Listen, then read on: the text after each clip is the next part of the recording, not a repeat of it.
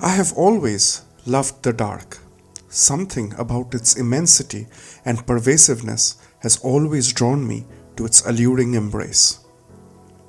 If darkness is the absence of light, then it logically follows that darkness is the natural order of things. Growing up in a metropolis, I never had the chance to see stars, only a moon against an ink black sky. Breathtakingly beautiful in its minimalism, this picture stays with me no matter where I go in this vast world.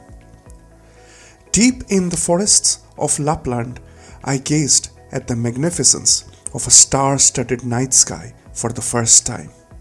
I stood spellbound that so many stars fought the darkness to showcase their eternal beauty, each outshining the other in a selfish struggle to be gazed upon by me.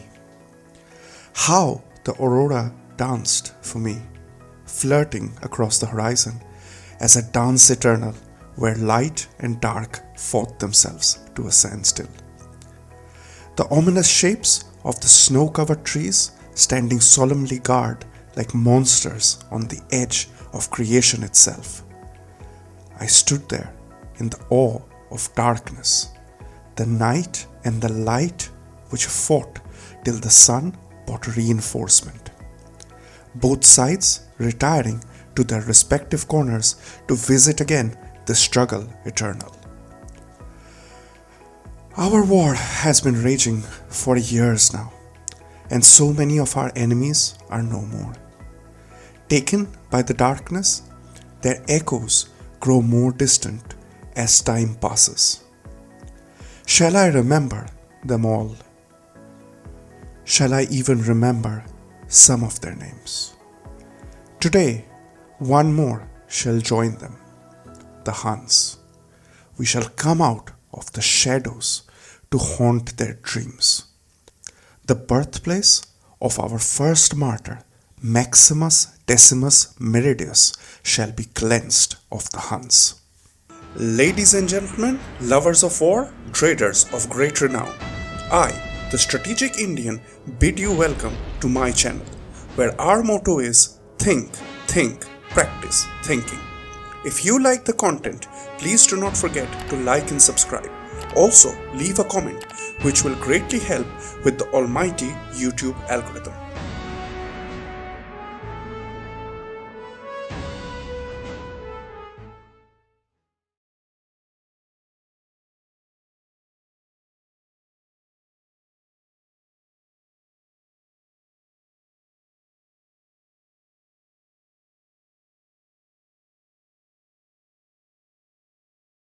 Round 1. Fight! In this battle, I will demonstrate how to take on and dominate the Huns in open battle. I start without any foot projectiles, no artillery, not even a cavalry and infantry advantage. So, at this point, you're wondering, why are you watching this? Well, 1, you like it, 2, you love it, and 3, you can't get enough of it. Each of the strengths of the Huns shall be individually picked apart, and we shall be securing an epic victory in very short order. The key? Killing their general. Without any discernible forests to hide in and supremely confident in their numbers, the Huns shall be impetuous, which I plan to use against them. They will use their cavalry superiority to secure a quick victory, and this shall make them charge out unsupported by their heavy infantry and foot projectile line. Since we fight outside the range of their sole mercenary onager, I shall not include it in the maps. Our cavalry, our most prized asset, shall be moved far behind our infantry line, as we cannot let them get entangled to the superior Hunnic cavalry. We have to use it at the most opportune time and at the point where we can have overwhelming numbers advantage. This is where our mercenary Hunnic horse archers come into play. Meet the heroes who will sing the siren song of death of this immense Hunnic army. They will charge forward in one flank and draw out their heavy cavalry in a foolhardy charge.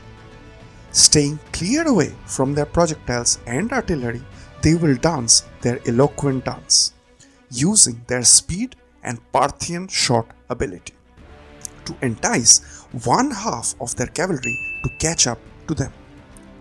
This is where we activate our cavalry trap, as only half of the enemy cavalry has come forward, and we outnumber them at this one local point. No mercy for the wicked, for they are the weak.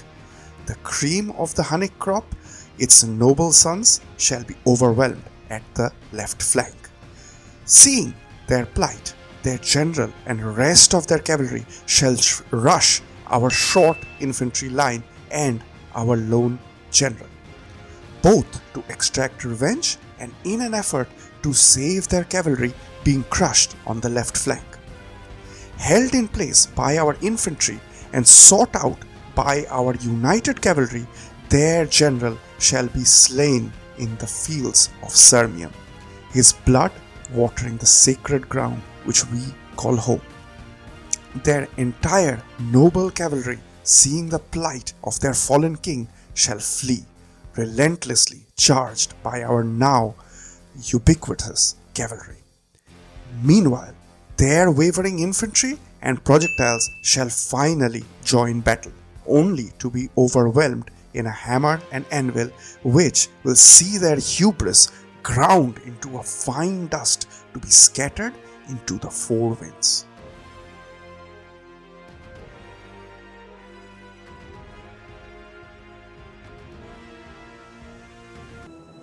Alright, as we can see, we have 3 Hunnic armies at Sirmium. The devil is at our doorstep. We have got an army in reserve, which is going to probably have to do the fight. I don't think that I'll be able to get the garrison to join me, even if it is a night fighting general. I have 2 night fighting generals. I have Hilarius, who is a very funny guy, and also the great Flavius Stilicho. So I will replace them both, and often the problem is in the night fights, the garrison general, even if it's a night fight, it doesn't come out. Although I don't understand how when we fought the Langobards, it did come out to fight. So yeah, there is some discrepancy which is out there. So we have got Flavius Stilicho. This is the first army of the Huns that has got quite a lot of infantry, a huge variety of Hunnic cavalry, and also horse archers, which I'll have to be very careful about. So in goes Stilicho. Let's go, boys. So okay, if everybody fights, then we still have a 50-50 chance. I'm not going to do that, because whenever you're fighting as the Huns, your armies are going to come in from real, idiotic positions. I don't want that. So, okay, so yeah, Hilarius is unable to fight. It shows that the garrison is able to fight.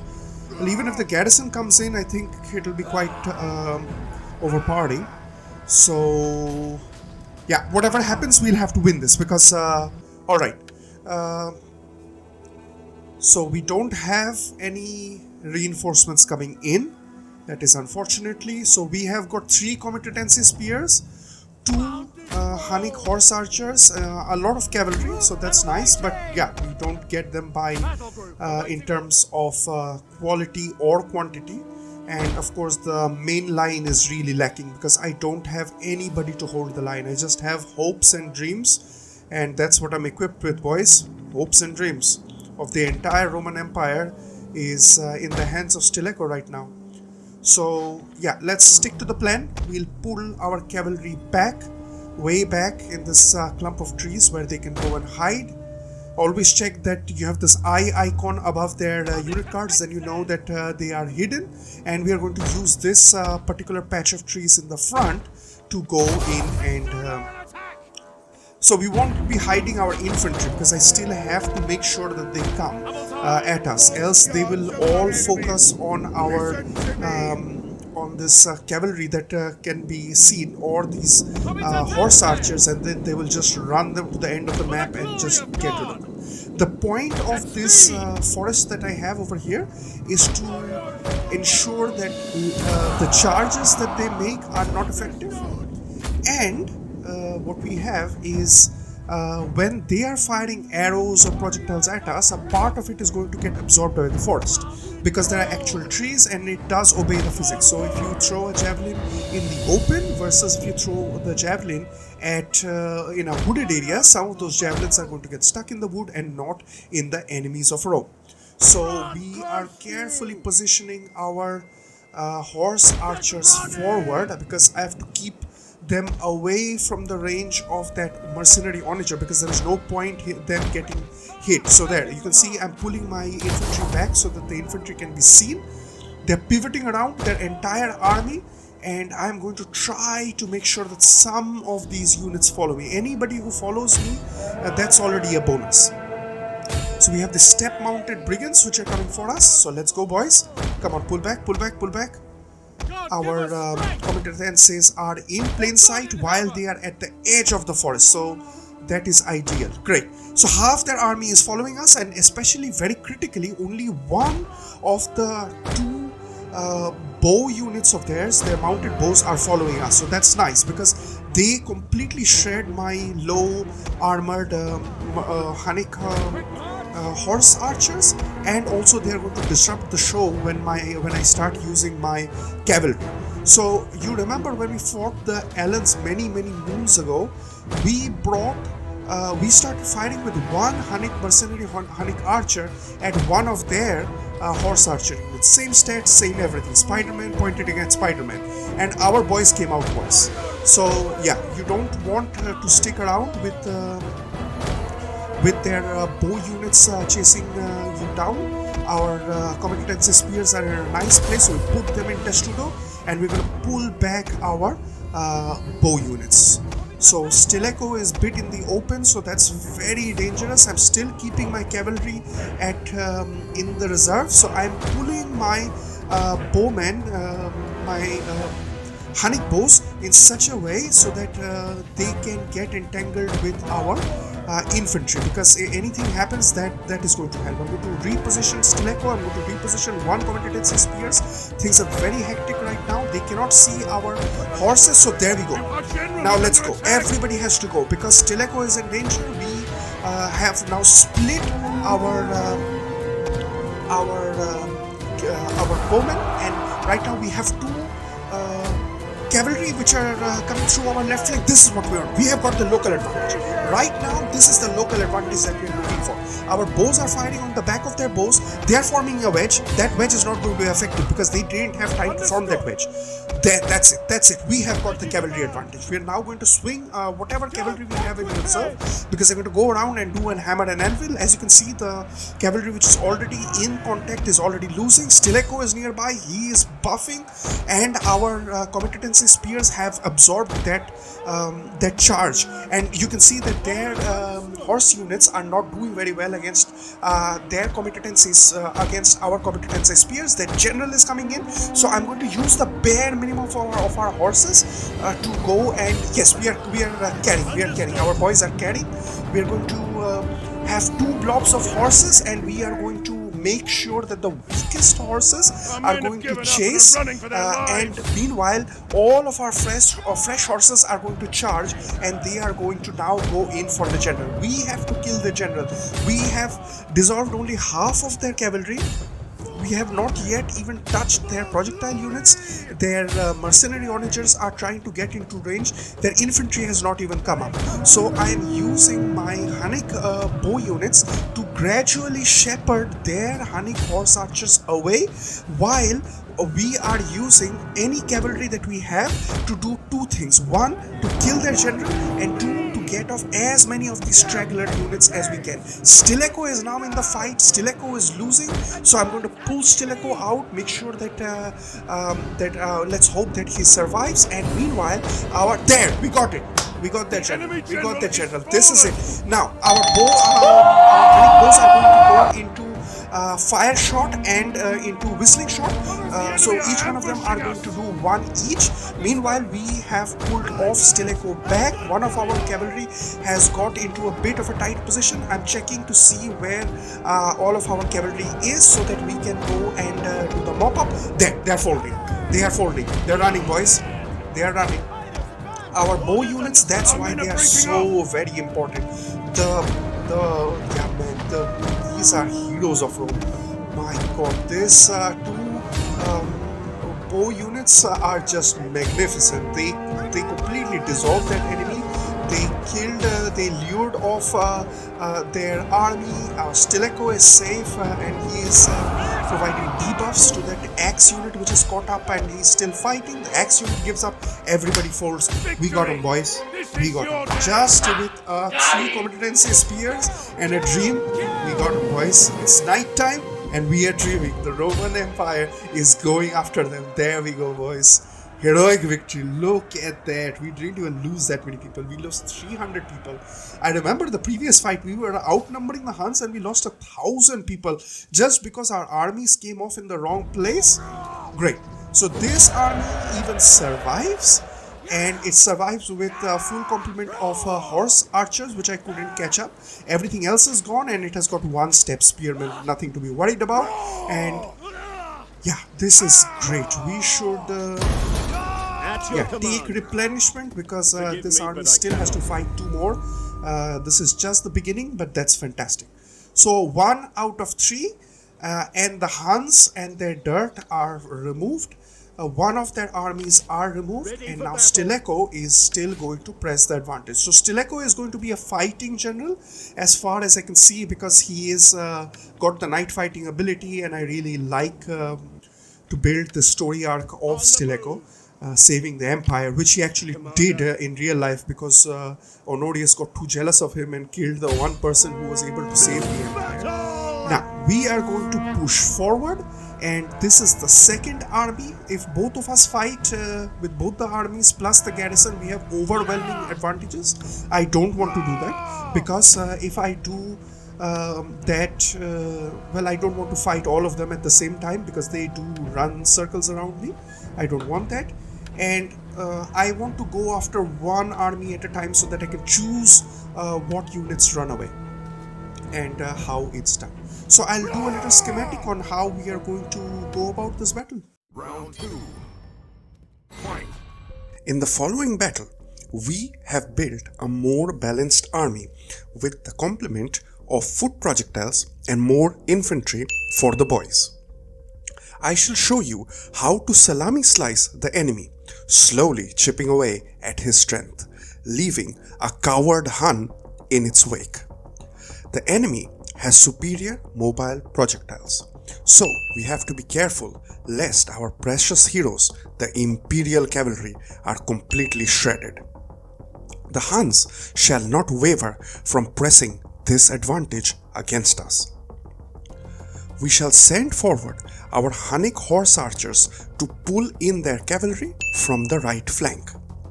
We keep clear away from their mobile projectiles and ensure the minimum number of cavalry comes forward. This will be ensnared and cut down using a combination of heavy shot and the dreaded fire arrows these mercenaries have brought along with them from their distant tribe. If a plan works, then there is no point in changing it. So we rinse and repeat our cunning plan on the right flank. The Huns watch in terror as their principal strength is slowly eroded by the unsleeping Romans who have come at night to create nightmares for their men, women, and children alike. Realizing their hopeless situation, their horse archers move forward to punish our infantry line. Roman training, discipline, and their stationary testudo shall see to it that these Hunnic arrows do not draw much Roman blood. In despair, their infantry is now sent forward, while we start firing from the flanks. Any horses coming within range is relentlessly punished for trespassing on Roman soil. The poor range of our javelins cause us slight grief, along with their straggling cavalry which keeps charging our projectile line in a desperate attempt to save their Hunnic brethren. Our cavalry shall now be activated and shall fly like the four winds. The right flank seeking out their cruel king, the left to swoop in and drop the doom hammer on the beleaguered Huns. General dead, cavalry running, projectiles charged by our horse boys. The situation for their infantry shall be rendered hopeless. The field shall finally be free of Huns. Only memories and corpses remaining of their pathetic dreams of empire. This is the home city of our first martyr. We shall not yield. Alright, second night fight. So this is what we came for. This is going to be a very bad night. The Huns are going to leave our territory thinking that do the Romans even sleep? Well, we do sleep. It's just not when you do. Let's just put it that way. So yeah, we are going to start a different strategy, because the previous one, yeah, we were really pressed a lot because we didn't have enough infantry. Here we do have more or less more infantry. It's just one more cohort. But technically yes, we do have more. It's like I was once asked that, well, if you negatively charge an object, does its weight increase? And I'm like, yes, it does, because some electrons got added to it. So technically, yeah, we do have more infantry. It's one cohort unit. It's not a lot. Stilicho is still out there, so we are going to start salami slicing. This is actually, yeah, a bit opportunistic. So it could be that we would have the same kind of fight as the last time. So you really don't know, and you would just have to find out by yourself. And always remember that they will charge the worst unit that you want charged. So they are going to find your cohorts, they're going to charge those cohorts. If they see some weakened competency spear, so like we have one half strength competency spear, that's the guy which is going to get charged. Another important thing is that here the balance of power is not on their side. Therefore, they are not going to willy-nilly charge us. So that gives us this time to try this salami slicing. So infantry is getting positioned the similar way as the previous fight, because I want them to be behind the trees but not completely hidden by them. And given that this is night, they are not seeing our infantry yet. So there are eye icons above our infantry. So the only unit that they can see are our bow units, and hopefully we are going to be able to pull a few of them out. So from time to time I press spacebar to check the ranges of the enemy. It's good they don't have any mercenary or any artillery, mercenary onagers or any other artillery. So that's nice, else I would have to play some dodge em rocks with them. And I am also being a bit careful trying to enter this heavily this bristling row of thorns that the Huns have around, because they have their own projectiles which can fire foot projectiles. They also have horses which are much better than ours. So here, for example, I see an opportunity that there has been a little bit of a break in line. One of the units has come out. This is not the unit that I want to come out, but yeah, at this point beggars can't be choosers. Well, 2 units have come out. That's great. 2 units have come out. Let them come out. They're both very weak units, so I'm pretty sure. Okay, one of them is going back, so I will have to create some space so that I can entice them to come back. We are firing fire shot, so that does additional damage to my cavalry, to their cavalry, and also to my cavalry, because they do a lot of friendly fire. Like for example, if you play as the Huns, then most of the people that you lose are definitely your own people shooting at your own people. It's ridiculous. The amount of friendly fire is just ridiculous in Attila. That's why all these things make it much tougher game than, for example, Warhammer, which is Yeah, Looney Tunes meets Cartoon Network meets Disney, trying to make these monochrome, ugly games with Nurgle. What is that? I mean, it's not even beautiful to look at. You feel sick looking at them. Okay, forget it. What are we? Yeah, this is an Attila channel. Yeah. So, yeah, needless to say, I don't like Warhammer. That's what I'm trying to get at. And okay, so one of their horse boys are completely lost, and we are just going to shoot at it with fire arrows. There we go. We got him, boys. Yeah, leave it. They even insist on firing on their dead bodies. This is how pissed off the Romans are. This is the birthplace of Maximus Decimus Meridius. He laid down his life taking out the Cadian capital. Do you think we are going to let these Huns come in willy-nilly into our territory, stop replenishment, eat our food, start pestilences and disease like Nurgle and these Skavens and... Okay, I'm talking about Warhammer again. Okay. No. I'll have to train myself. Bear with me. I'll have to train myself that, yeah. Warhammer, my god. Goblins. Insects and lizards. What is that? The map is not even... It doesn't even have... Good. One of the lancers have come out. There we go. We are going to give them some of these fire arrows. How about that, boys?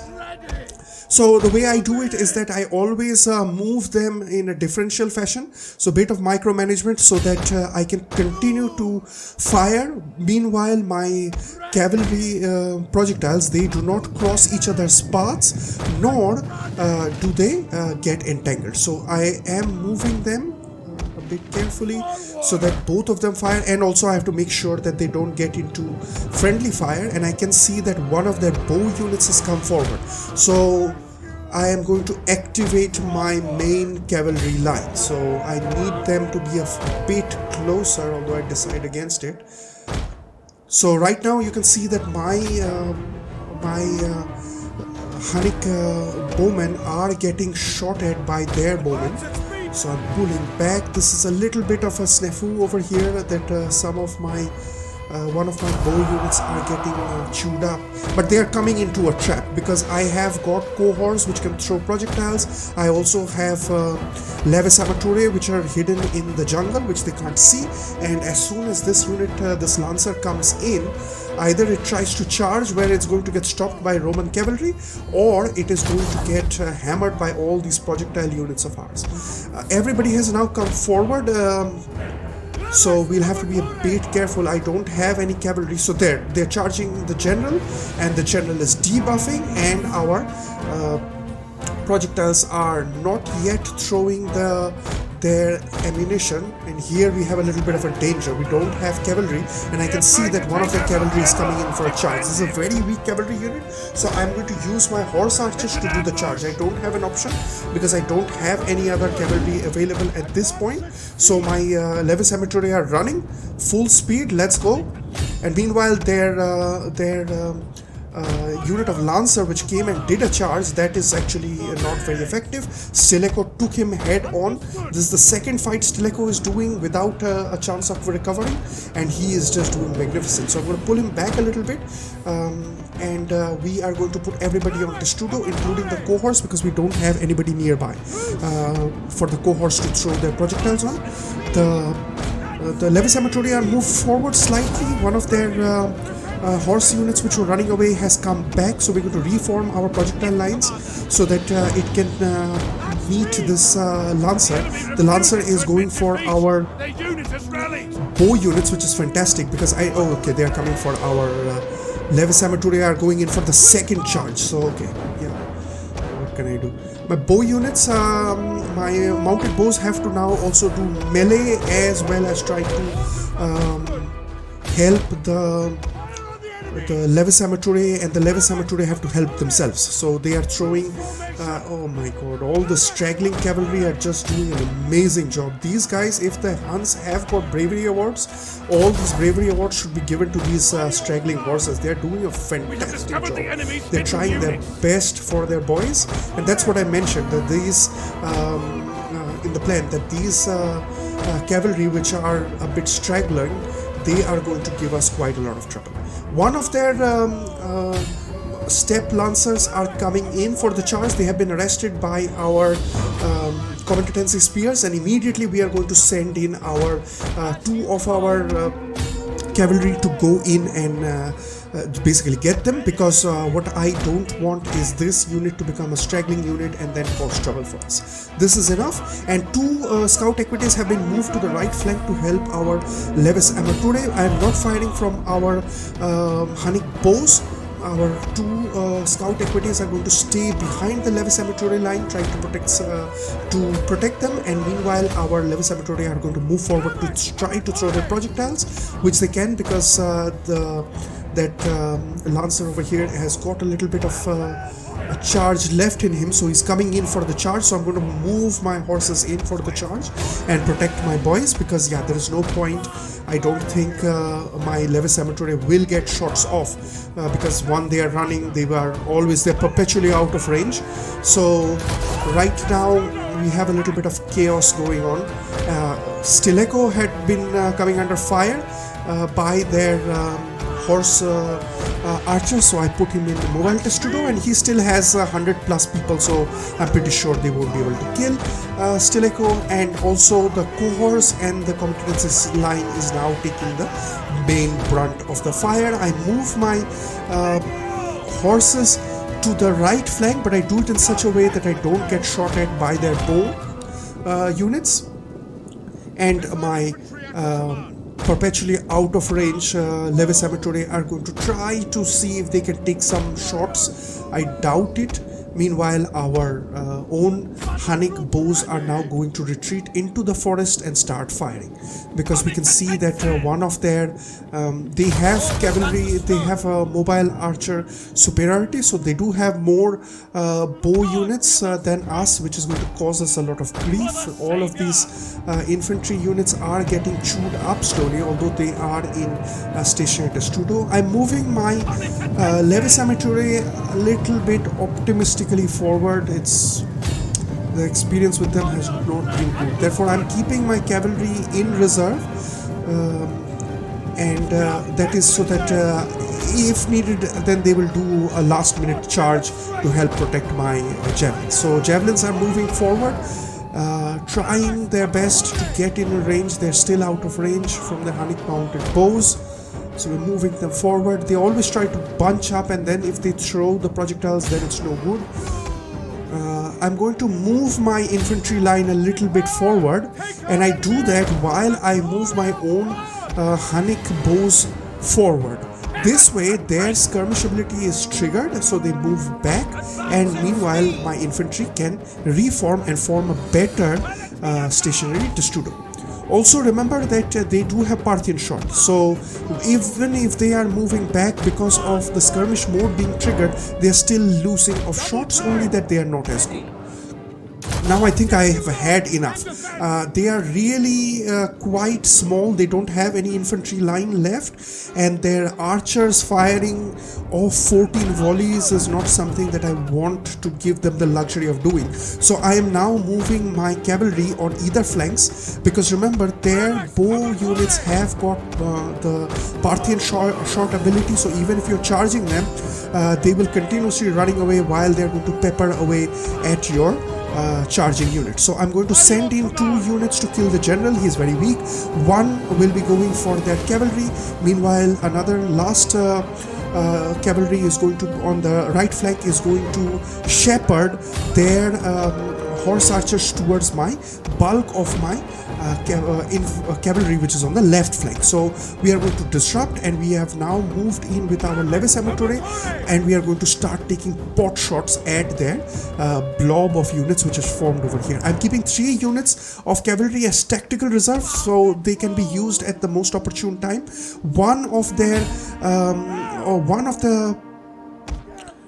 their infantry is coming in to help, and these are mercenary Assagareth warriors, so they are very, very competent units. Although they are a sword unit, so they are not going to be able to absorb charges from our horses very well. So therefore I go and do a hammer and anvil on both their Germanic bows that they have over there, as well as the Asakrathai warrior. The general is dead. There we got that guy. Now we that frees up our 2 units of cavalry. So we are now opening up our horse boys in a blooming lotus, and we have now got them in a complete cul-de-sac. They have nowhere to run. Their infantry is wavering. We are moving our horses in such a manner that they are not going to have any free avenues of retreat. Their bow units have run out of ammunition, and therefore they are coming in for a melee charge on our cavalry line, so our mounted cavalry. So yeah, we can't do anything about that. Sorry, our mounted Hunnic bows, they are getting charged. They are not very good at melee, so yeah, it's a bit messy right now, but yeah, we have overwhelming numbers, and we also have a full army in the back which can replenish all the losses that we are needlessly taking. Although there are not that many losses, as you can see, pretty much only 1 unit of Germanic horses is half strength, and we took a little bit of battering in our Levis Amature, took an eternal amount of battering. But this will be it for this episode. Thank you for watching, and hope to catch you back for the next one. This has been the Strategic Indian, signing out.